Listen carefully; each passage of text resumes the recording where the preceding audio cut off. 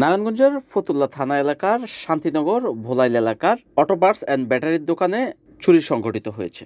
এ ঘটনায় ফতুল্লা মডেল থানায় একটি অভিযোগ দায়ের করেন। অভিযোগের বর্ণনায় দোকান মালিক মোহাম্মদ সায়েম জানান, গত 22/7/2024 তারিখ রাত্র আনুমানিক 10 ঘটিকার সময় তিনি তার দোকান বন্ধ করে বাসায় গেলে সকালে এসে দেখেন দোকানের তালা কেটে 52 পিস পুরাতন ব্যাটারি এবং নতুন 16 পিস, যাহার আনুমানিক বাজার মূল্য 8 লক্ষ টাকা চুরি করে নিয়ে যায় দুর্বৃত্তরা এবং দোকানে থাকা 23,000 নগদ টাকাও সাথে করে নিয়ে যায়। এই ঘটনায় দোকান মালিক সায়েম নিজে বাদী হয়ে ফতুল্লা মডেল থানায় একটি অভিযোগ দায়ের করেন। আমার দোকানে আপনার পুরাতন ব্যাটারির ব্যবসা করি, আমি পাশাপাশি নতুন মাল বিক্রি করি। আমার দোকানে 52 পিস সেকেন্ড হ্যান্ড ব্যাটারি ছিল, পুরান ব্যাটারি 16 পিস নতুন মাল ছিল, 8 পিস আমরা যে একটা টাওয়ারের মাল আর কি বলে বিক্রি করি, নতুনই আর কি এই মাল বিক্রি করি। তো টোটালি আমার 8 লক্ষ টাকার মতো ব্যাটারি ছিল, আর ক্যাশে 23,000 টাকা ছিল। কিছুই নাই, আমার সব কিছু নিয়ে গেছে। আমি এখন ধরতে গেলে পথের ভোগী হয়ে গেলাম, রাস্তায় বসে বললাম।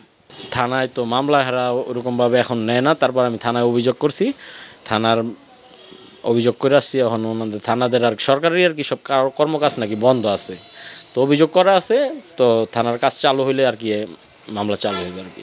থানা থেকে আসার পরে শুনতেছি যে ডিআইটি একটা ব্যাটারি দোকানে এরকম ঘটনা ঘটছে।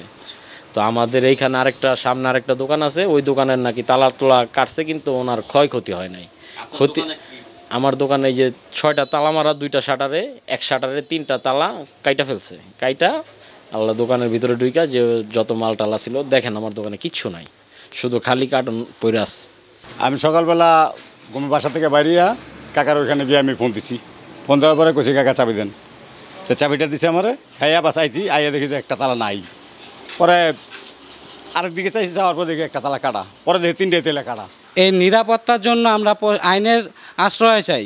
হ্যাঁ, এই জন্য ঘটনা কিছুদিন বাদে বাদে হয়, এ পাশের দোকান, ওই দোকান, সেই দোকান প্রায় হয়। তো এই নিরাপত্তার জন্য আমরা আইন শৃঙ্খলা বাহিনীর কাছে তুলি নিরাপত্তা চাই। আমরা যে রাস্তায় ব্যবসা করি, তো দীর্ঘ অনেক দিন যাবৎ ব্যবসা করতেছি, কোনো দিন এরকম হয় নাই। তো এখন যে লকডাউন, এখন যে অবরোধটা চলতেছে, ঠিক আছে, এর ভিতরে আমাদের প্রশাসন বলে যে তোমরা বাড়িতে থাকো, আমরা তোমাকে নিরাপত্তা দিব। তো এখন আমরা এই যে আমার পাশের দোকান, আমার এই বাস্তির জামাই, ওর দোকানদারে একবারে মনে করে একের পথের ভিখারি বানাই দিছে। তা আমরা কোথায় থেকে নিরাপত্তা পেলাম? 2 দিন পর মনে করেন এখানে একটার পর একটা অশৃঙ্খলা হইতাছে, এটা সেটা বুঝছেন, চুরি হইতাছে। কিন্তু প্রশাসনে যদি আমাকে একটু নিরাপত্তা দিত, তাহলে মনে করেন আমরা সুন্দরভাবে ব্যবসা বাণিজ্য করতাম। এখন প্রশাসনের আমরা নিরাপত্তার চাই, প্রশাসনের কাছে চাই। আমাকে যেমন হোক প্রশাসনে আমাকে নিরাপত্তা দিক, কারণ আমরা জানি যে প্রশাসন নিরাপত্তা দিলে আমরা মনে করেন অতি সহজেই মানে সব কিছুই কাটায় উঠতাম। আর এই যে একটার পর একটা চুরি হইতাছে, এটা প্রশাসনে নিজে একটু খেয়াল করুক। NN TV, Narayanganj.